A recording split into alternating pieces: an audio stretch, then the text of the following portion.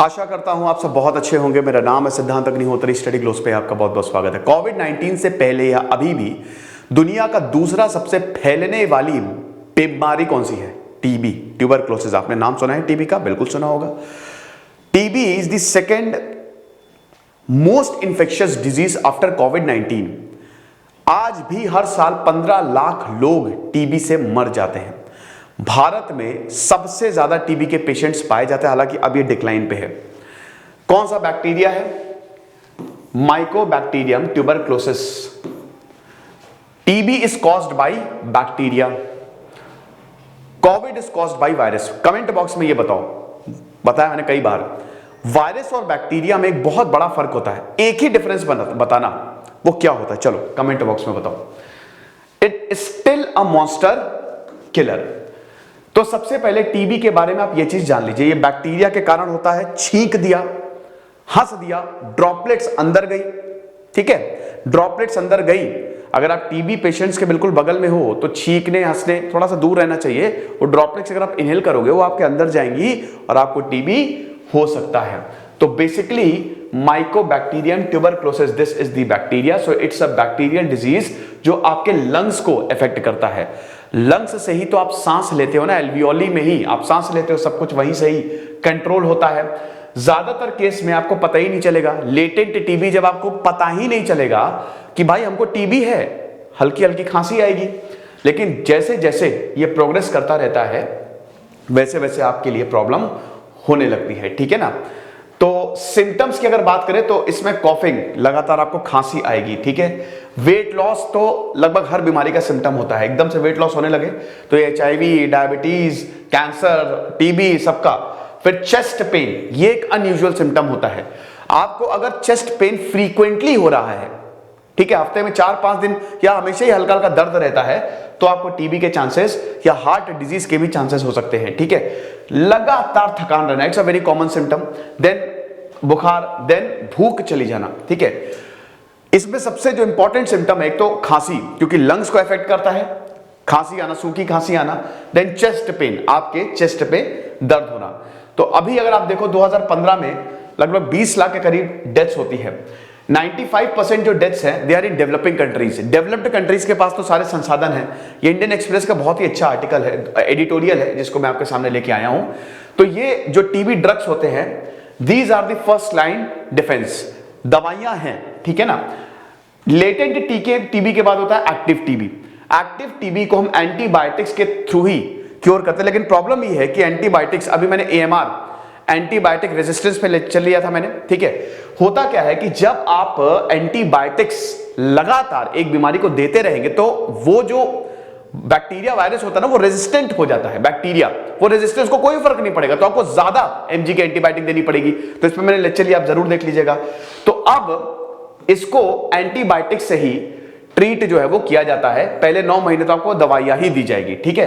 तो ये हिसाब किताब। और ये टीबी जो है बहुत तेजी से स्प्रेड होता है, ये लगातार डिवाइड होता रहता है, ठीक है। और उसके बाद फिर आपके सेल्स को ये इफेक्ट करेगा और एंटीबायोटिक रेजिस्टेंस इसमें आता है। तो ये चीज है। आगे देखते हैं क्या है। आगे है हमारा यूपीएससी कोर्स। तो यूपीएससी कोर्स को आप जरूर अवेल करो भाई, इन नंबर्स पे कॉल करो। अब सब कुछ लाइव होने वाला है, live classes for everything, doubt session, prelims oriented session, mains oriented session, answer writing session, आपको सब मिलने वाला है, ठीक है। Very good. अरे आगे बढ़ो भाई। तो tuberculosis is an airborne bacterial infection that primarily affects the lung, bladder, spine, brain, बाकी पार्ट्स। हालांकि इनको इतना ज्यादा इफेक्ट नहीं करता है, बेसिकली आपके लंग्स को इफेक्ट करेगा। लेटेंट या इनएक्टिव ट्यूबरक्लोसिस जब आपको पता ही नहीं चलता है, 2 तरीके के होते हैं कि टीबी है, बाद में ये एक्टिव ट्यूबरक्लोसिस हो जाता है जब आप बहुत ही ज्यादा परेशान रहेंगे, ठीक है। तो ये आप देख सकते हो, जब आपको लेटेंट होते हैं तो ज्यादा इंफेक्शन नहीं होता है, लेकिन उसके बाद फिर जब कैविट्री ट्यूबरक्लोसिस होता है एंड देन जब मिलियरी ट्यूबरक्लोसिस होता है, तो फिर आपका पूरा का पूरा लंग जो है, ये होता है आपका पूरा ट्रैकिया, ठीक है। ये आपका 2 ब्रोंकाइटिस होते हैं, ठीक है। और यहां पे फिर ब्रोंक्यूल्स होते हैं, ऐसे ब्रांचेस, ये आपके लंग्स है बेसिकली, ठीक है। ऐसे डिवाइड होता है। फिर यहां पे एल्वियोली होता है, जहां पे कोविड-19 भी इन्फेक्ट करता है। तो साइंस एंड सिम्टम्स आप देख सकते हो।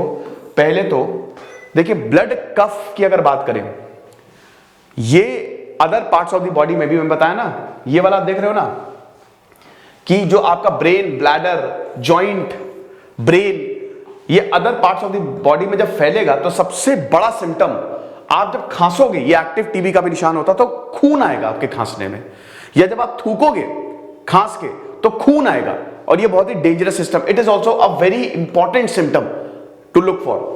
देन आपको लगातार फीवर रहेगा। याद रखिए कि ये सिम्टम बहुत ही कॉमन है, लेकिन अगर ये लगातार चलते जा रहे हैं तो फिर दिखाएं आप डॉक्टर को। चेस्ट पेन, कपकपी आएगी आपको, लॉन्ग टर्म कफ कि ठीक ही नहीं होगा, पहले तो धीमे धीमे खांसी आएगी, फिर उसके बाद लगातार, then fatigue, then night sweats, then weight loss, ये सब होता रहेगा आपको। ओके, तो अभी तो थेरेपीज जो है वो वेल्दी कंट्रीज में नई नई थेरेपीज जो है वो अवेलेबल है ताकि टीबी के स्ट्रेन से निपटा जा सके, लेकिन लिमिटेड है पुअर या फिर डेवलपिंग कंट्रीज में। भारत में सबसे ज्यादा टीबी के पेशेंट पाए जाते हैं, तो इसीलिए आप समझिए कि भारत में बहुत ज्यादा पेशेंट है। सबसे ज्यादा इंसिडेंट आपको टीबी 28 लाख केसेस जो है वो आपको भारत में ही मिलेंगे, यानी कि 25% से ज्यादा, लगभग 27% के करीब केसेस पूरी दुनिया में अकेले आपको भारत में मिलेंगे। तो भारत डायबिटीज कैपिटल भी है और एक तरीके से टीबी के भी पेशेंट आपको भारत में बहुत ज्यादा मिलेंगे। मुंबई जो है it is one of the hot spot of both TB and drugs resistance. तो ये आप देख सकते हैं, ठीक है। भारत में आपको 27% लोग इन्फेक्ट मिलेंगे, चाइना में 9% है, बाकी इंडोनेशिया, फिलीपींस, ये सब आप देख सकते हैं। पाकिस्तान में 6% है, पॉपुलेशन कम है, बाकी रेस्ट जो है वो 33% है। तो डेवलप्ड कंट्रीज में तो आपको टीबी के सच इंसिडेंट देखने को नहीं मिलेंगे, लेकिन आप भारत में इंसिडेंट जो है वो काफी ज्यादा बढ़ जाते हैं। तो दुनिया में 1 करोड़ लोग जो है वो ट्यूबरक्लोसिस से सफर कर रहे हैं। भारत में ये जो आंकड़ा है ये तकरीबन 27 लाख के करीब है। डेथ्स जो हैं वो लगभग वही 20 लाख तो नहीं, लेकिन हाँ 15 लाख से 18 लाख के बीच में डेथ्स जो है वो होती हैं। हालांकि भारत ने बहुत ही कमाल का काम किया, ना सिर्फ टीबी में, मलेरिया देख लीजिए आप, कुष्ठ रोग देख लीजिए आप, कोई भी रोग देख लीजिए, तो भारत ने बहुत ही बढ़िया काम किया है। कोविड में भी भारत का अच्छा काम हो रहा है, वैक्सीन फ्रंट में हम बहुत आगे हो गए हैं, तो भारत ने काफी अच्छा काम किया है ट्यूबरक्लोसिस को काउंटर करने के लिए। WHO ने ये बोला है, ठीक है। तो टीबी इंसिडेंट आप देख सकते हैं, जैसे 2017 में आप देखिए 27 लाख के करीब थे, 2018 में 26 लाख के करीब आए और अभी और कम हो रहे हैं, ठीक है। तो अभी जैसे हर 1 लाख पॉपुलेशन पे 204 टीबी पेशेंट थे 2017 में, 2018 में ये 5 कम हो गए। तो इसीलिए इंडिया की हमको तारीफ करनी चाहिए। अब इसमें प्रॉब्लम क्या होती है, देखिए गरीबों को, जो मैल न्यूट्रिशन,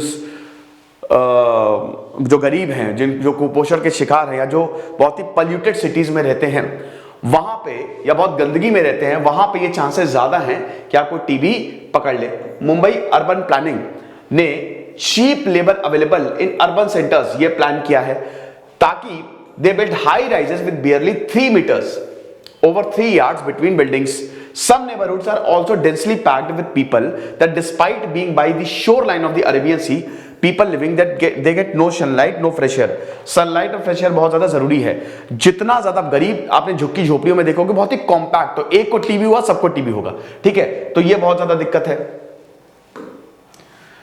ये तो चौल है, मुंबई में रहना बड़ा मुश्किल है क्योंकि बहुत ही ज्यादा पैसा लगता है, किराया का घर वहां पे बहुत महंगा है। कहते हैं ना 50-60 हज़ार भी अगर आप कमा रहे हो तो that is also not enough in Mumbai, तो आपको फिर यही ऐसे ही रहना पड़ता है। तो ये आप देख सकते हैं टीबी में कुछ इस तरह की कंडीशन हो जाती है। जो एक्टिव टीबी जिनको होता है बहुत ही दुबला पतला और बहुत ही बुरी हालात हो जाते हैं।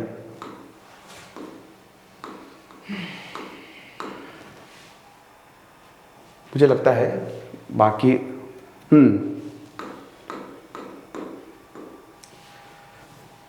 एक मिनट आप रुकिए जरा, मैं आपको ऐसे ही बता देता हूं, थोड़ा सा पीपीटी में कुछ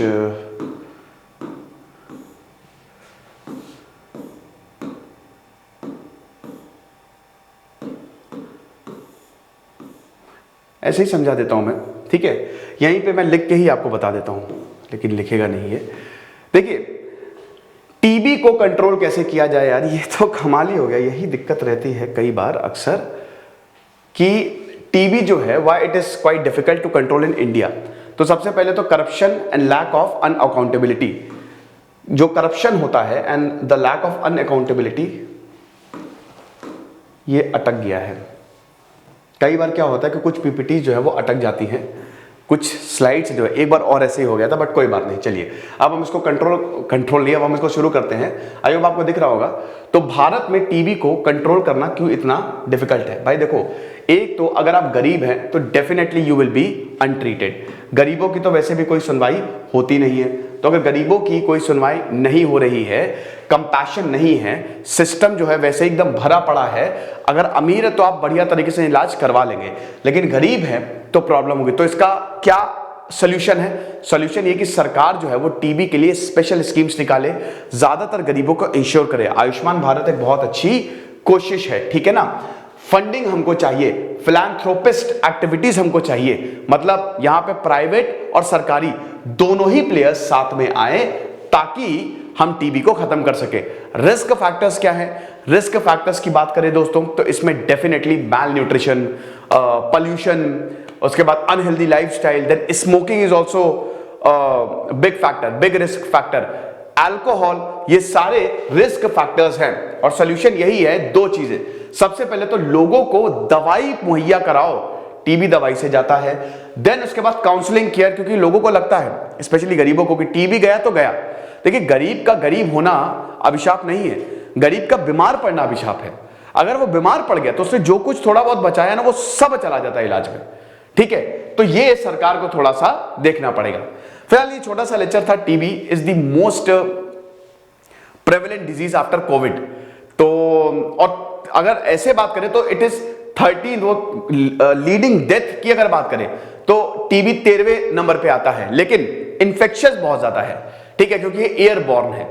खुश रहिए, पढ़ते रहिए। दिस इज सिद्धांत अग्निहोत्री, साइनिंग ऑफ।